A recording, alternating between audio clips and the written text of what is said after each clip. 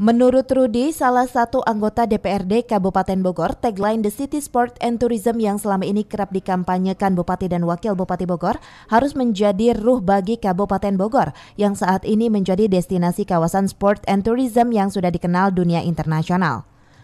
Rudi menjelaskan untuk menopang tercapainya visi misi tersebut, Pemkab Bogor juga harus ditopang dengan adanya BUMD Olahraga yang kedepannya akan menjadi operator utama dalam penataan hal-hal yang berkaitan dengan sport.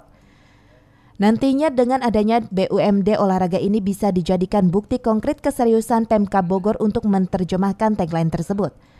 Rudi berharap dalam waktu dekat Pemkab Bogor bersama SKPD-nya bisa duduk bareng bersama DPRD untuk sama-sama bekerja dan mensukseskan Bogor The City Sport and Tourism. Ini sekarang satu, dari pihak eksekutif ini niat atau keseriusan. Kalau memang serius, kita bisa lihat karena kita di sana ada parlemen legislatif, di porsi anggaran APBD akan terlihat bagaimana tentang anggaran pendapatan belanja daerah terkait olahraga. Yang kedua terkait pariwisata. Kalau porsi anggarannya lebih besar porsi-porsi yang lain, berarti saya anggap ini masih niat. Nggak serius. Kalau memang serius, ini sangat bagus.